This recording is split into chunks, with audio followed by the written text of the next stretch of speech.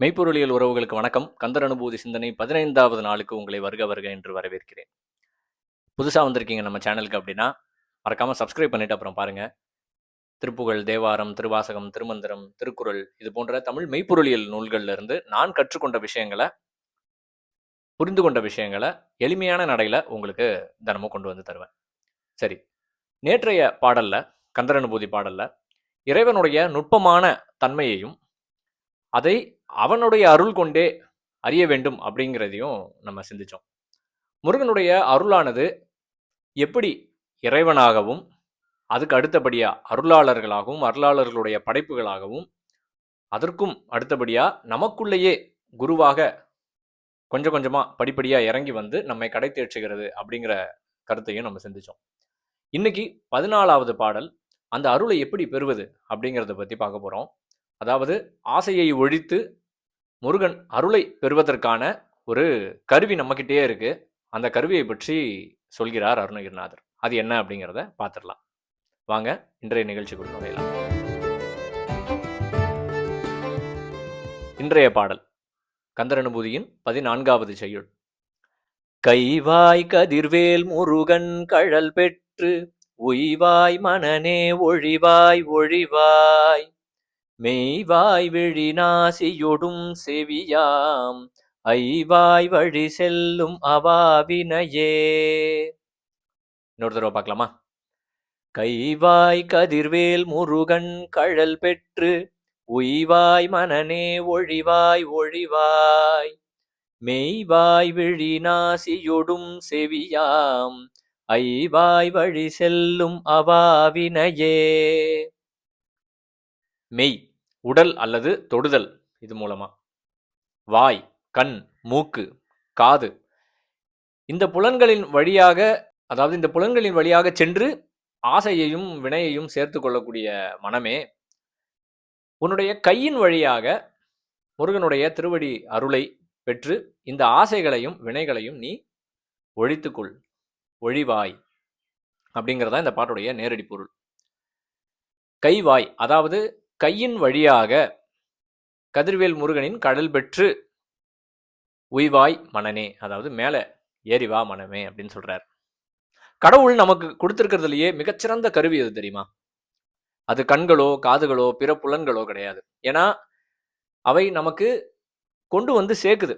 எதை அப்படின்னா தகவல்கள், சிந்தனைகள், அறிவு, ஆசைகள், இப்படி இந்த புலன்கள் வழியா தான் நமக்குள்ள எல்லா விஷயமும் வந்து சேருது இல்லையா?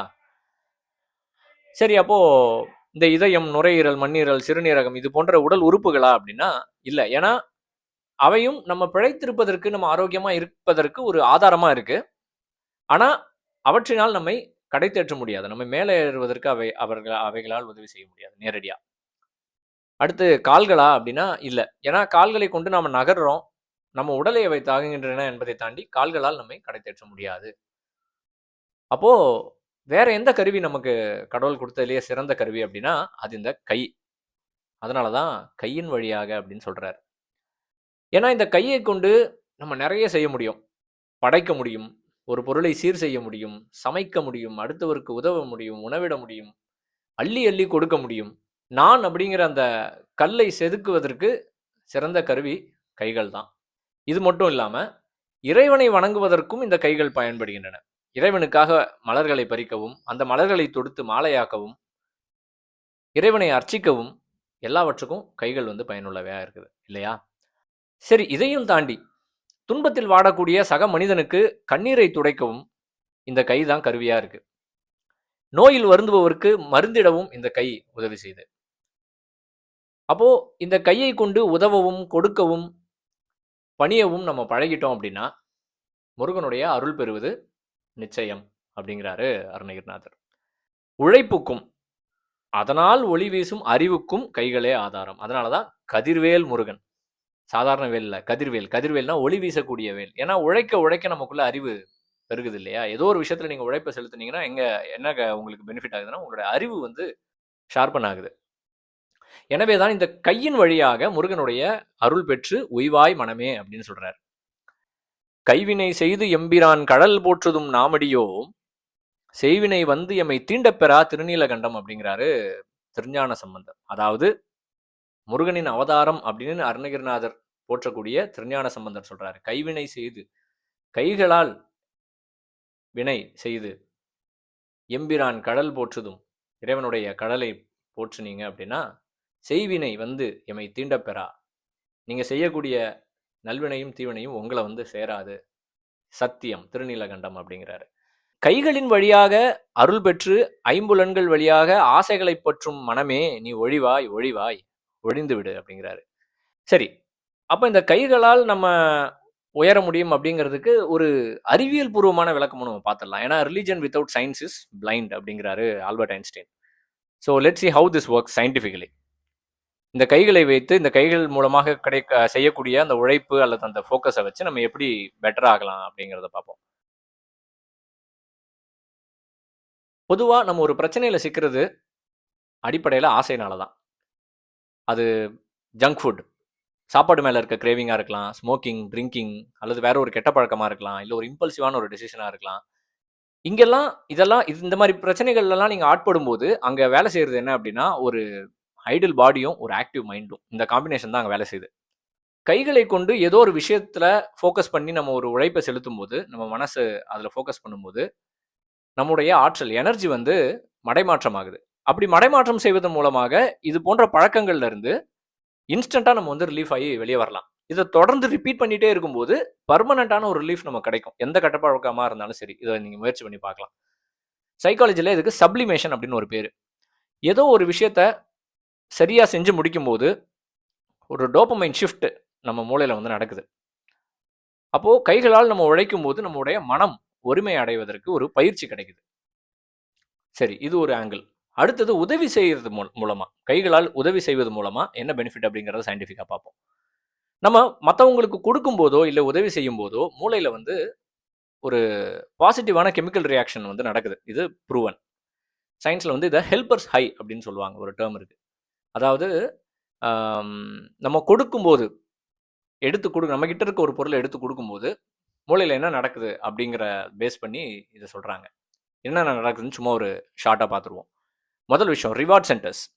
நம்ம மற்றவங்களுக்கு கொடுத்து உதவும் போது மூளையோடைய அந்த மெசோலிம்பிக் ரீஜன் அப்படின்னு ஒரு இடம் இருக்கு மூளையில. அது வந்து ரொம்ப ரேப்பிடா ஃபயர் ஆகும்.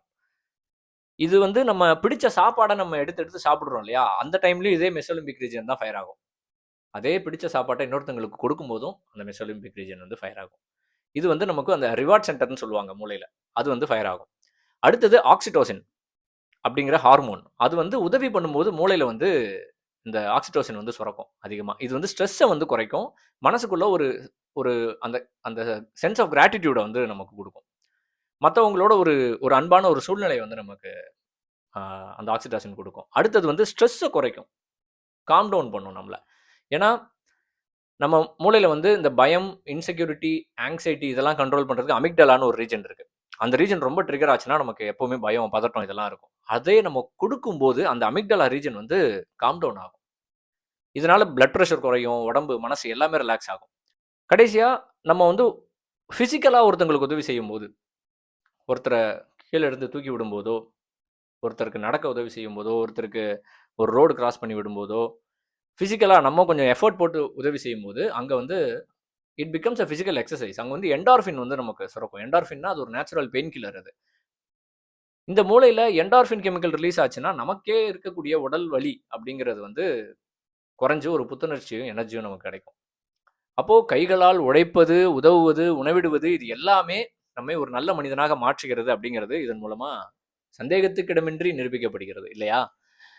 எனவே இந்த கைகளை கொண்டு நாம் அறம் பழகுவோம், அன்பு பழகுவோம், அதற்கு ஊதியமாக இறைவனின் அருளையும் பெறுவோம். வெறுமனே கண்ணை மூடி உட்கார்ந்துக்கிட்டு இறைவன் அருள் கிடைக்குமானா கிடைக்காது. வெறுமனே பாட்டு பாடி இறைவனோட அருள் பெற்றுலாமானா கிடைக்காது. வெறுமனே கையில இருக்க காசு கொண்டு போய் கோயில் உண்டியல்ல போட்டு இறைவனே எனக்கு இதை கொடு அதை கொடுன்னு கேட்டா கொடுத்துருவாரானா கிடைக்காது. இந்த கைகளை கொண்டு கைவினை செய்து நம்ம வந்து இறைவனுடைய அருளை பெற வேண்டும் அப்படிங்கிறது தான் இந்த பாட்டு நமக்கு சொல்லிக் கொடுக்கக்கூடிய கருத்து. நம்ம கிள்ளி கொடுத்தா கூட இறைவன் நமக்கு அள்ளி கொடுக்கிறான். அதே நம்மளே அள்ளி கொடுத்து ஆசைகளை ஒழிச்சிட்டோம் அப்படின்னா இறைவன் நம்மை வாரி அணைத்துக் கொள்கிறான். எனவே மீண்டும் அடுத்த கந்தர் அனுபூதி செய்யுளோடு நாளை உங்களை சந்திக்கிறேன். இந்த படைப்பு உங்களுக்கு பயனுள்ள வகையில் இருந்தா படைப்பை விரும்புக, பலருடன் பகிர்க, கருத்தொன்று பகர்க, மறக்காமல் பின்தொடர்க. Like, share, comment and subscribe. நன்றி, வணக்கம். திருச்சிற்றம்பலம்.